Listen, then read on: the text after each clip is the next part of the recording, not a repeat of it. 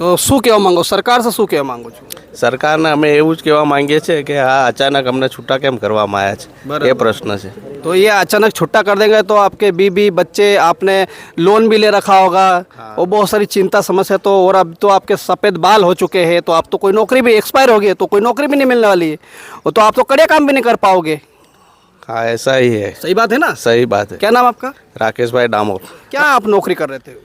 मैं लिमखेड़ा तालुका में technical assistant की फ़र्ज बजाता था जी और 6 साल हो गए मुझे जी टेक्निकल असिस्टेंट की जॉब में। अभी सडनली 21 तारीख को हमें मेल आया कि आपको इस जॉब की हमें आपको निकाला जाता है इस जॉब से। ऐसा इनसे हम पूछेंगे कि भैया आप ही बताइए आपका नहीं, आप मैं आपसे पूछूंगा आपका नाम बोलो। नहीं आपका नाम, आपकी भीड़ का हिस्सा हो कि आपकी समस्या है? ये बोलो आपका नाम। नहीं मुझे आप ही से पूछना है। ये ટીએલી है. हम ના તમે ગુજરાતીમાં બોલો. કેટલા વર્ષ થયા તમારે? અમારે લગભગ 19 વર્ષથી થઈ ટીએલી તરીકે અમે અહીં હતા તાલુકા પંચાયતમાં. જી જી. અમને અચાનક મેલ મળ્યો કે તમને છૂટા કરવામાં આવે છે. इसके बारे में यही कहना चाहता हूँ कि इस बारे में टीएली हर ग्राम पंचायत का एक मेन हिस्सा है जी। हम तालुका पंचायत में बैठ के सभी डेटा एंट्री हमारे द्वारा होती है। हमको अचानक से एक बार छुट्टा कर दिया है जी। तो अभी हम क्या करेंगे हमको कुछ समझने नहीं आ रहा है।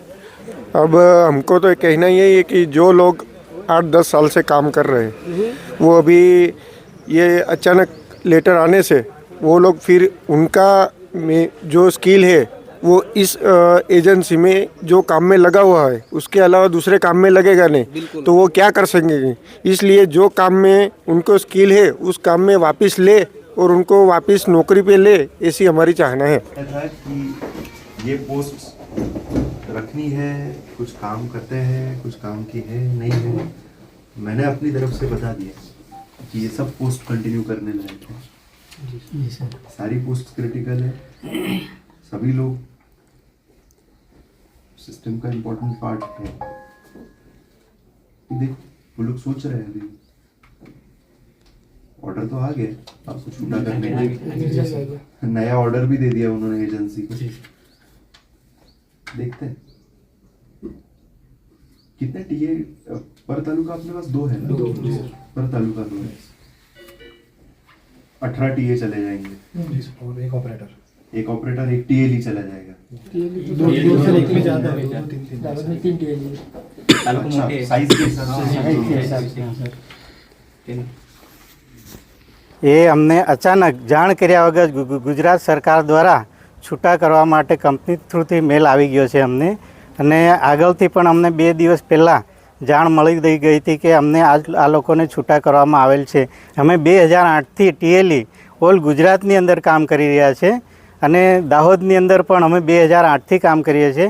जाते शाम को 8 बजे आते, अभी 21 डेज है, फिर भी सर काम तो मतलब 15 फाइनेंस अभी मार्च में ख़त्म हो रहा है, कम ही नहीं हो रहा है ना सर। तो वो तो सर हम बहुत काम कर रहे हैं उसमें। तो अभी ગુજરાત સરકાર દ્વારા છૂટા કરવાનો લેટર 21 તારીખે મળી ગયેલ છે, પણ કયા આધારે અમને છૂટા કર્યા તેની કોઈ સ્પષ્ટતા કરેલ નથી।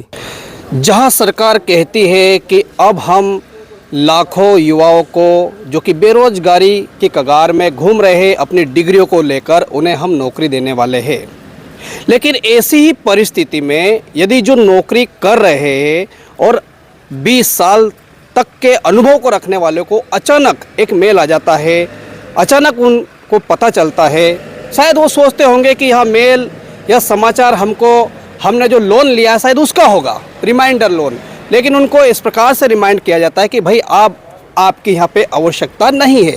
तो क्या उनकी परिस्थिति होगी? नमस्कार, मैं हूँ राजेश सिसोदिया और इस समय आप देख रहे हो आरजे भारत न्यूज़ 7।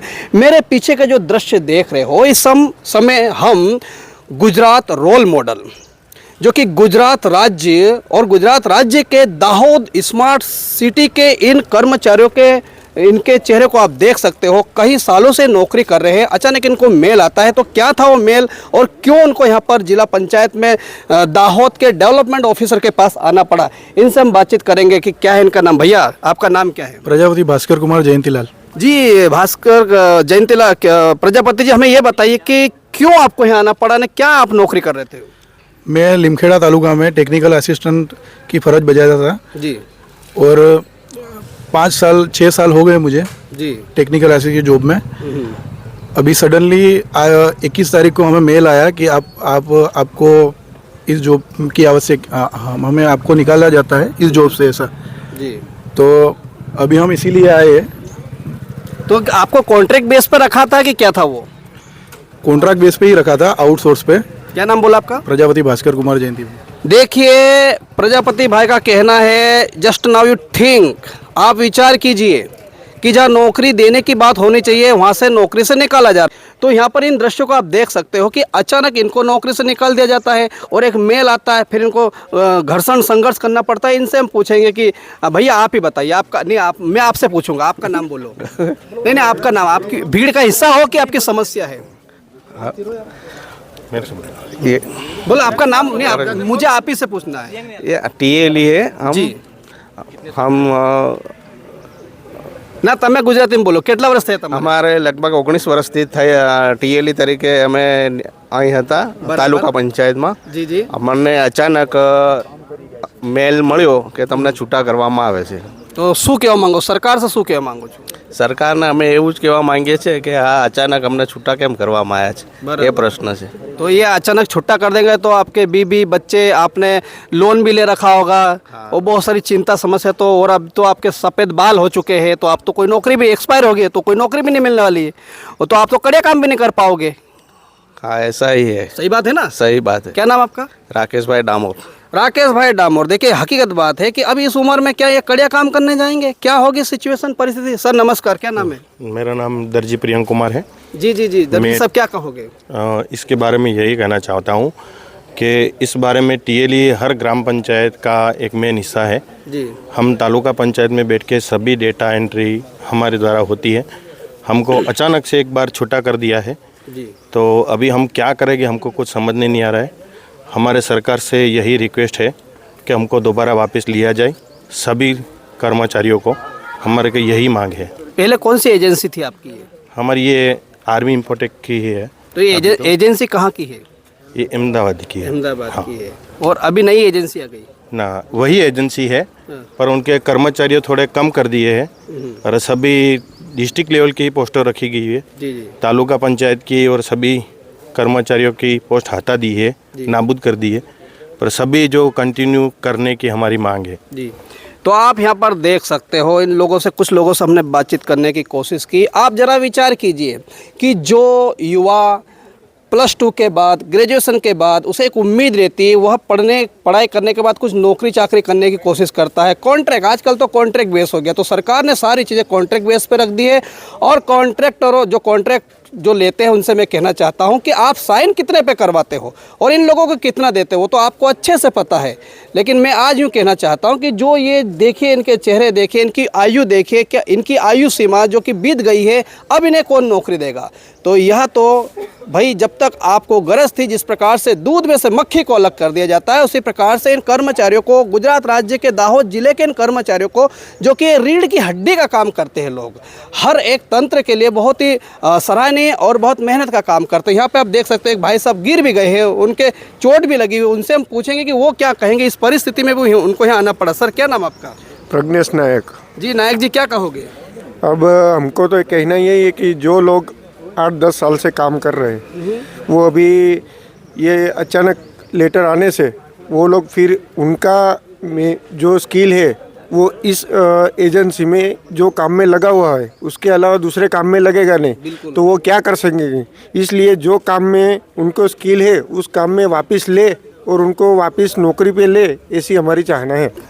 અમે 15માં નાણાં પંચના સ્ટાફ, તાલુકાના 9 તાલુકાના 18 સ્ટાફ, જિલ્લાનો હું કોમ્પ્યુટર એન્જિનિયર, તાલુકાના તમામ ટીએલઈ લોકો અને એમઆઈએસ ઓપરેટરને ગુજરાત સરકાર દ્વારા છૂટા કરવાનો લેટર 21 તારીખે મળી ગયેલ છે, પણ કયા આધારે અમને છૂટા કર્યા તેની કોઈ સ્પષ્ટતા કરેલ નથી અને અમારા થકી કામગીરી તાલુકા લેવલે, ગ્રામ પંચાયત લેવલે ઇમ્પોર્ટન્ટ હોય તો આ કામગીરી માટે હવે આગળ શું થશે, એને કઈ રીતનું કામગીરી થશે એ બી વિચારોની એક યોજના છે એમ, કારણ કે કામગીરી અમારા થકી થતી હતી અને આજે ટીએલઈ લોકો છે એ છેલ્લા 20 વર્ષથી 18 વર્ષથી કામ કરે છે. અમારો સ્ટાફ બી છેલ્લા 10-8 વર્ષથી નોકરી કરે છે. ઘણા લોકોની વય મર્યાદા પણ વધી ગઈ છે. તો હવે એ લોકોનું શું, અને અમારો આજે 7-8 વર્ષથી અમે જોબ કરીએ છીએ, તો હવે અમારું આગળનું ભવિષ્યનું શું?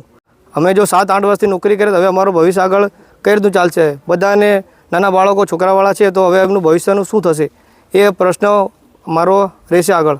શું નામ આપણું? મારું નામ Rathod Yogesh, computer engineer, district panchayat Dahod. આજ રોજ ડીડીઓ સાહેબને એટલા માટે અમે આવેદન આપવા આવ્યા છે કે દાહોદ જિલ્લાના 19 ટીએલઈ અને 18 ટીએ પછી મેન પાવર તાલુકા ઓપરેટર એ અમને અચાનક જાણ કર્યા વગર ગુજરાત સરકાર દ્વારા છૂટા કરવા માટે કંપની થ્રુથી મેલ આવી ગયો છે અમને. અને આગળથી પણ અમને 2 દિવસ પહેલાં જાણ મળી ગઈ હતી કે અમને આ લોકોને છૂટા કરવામાં આવેલ છે. અને અમારી ટીએલઈની પોસ્ટ એકદમ જાણ કર્યા વગર નાબૂદ કરી દીધી છે. અમે 2008થી ટીએલઈ ઓલ ગુજરાતની અંદર કામ કરી રહ્યા છે અને દાહોદની અંદર પણ અમે 2008થી કામ કરીએ છીએ.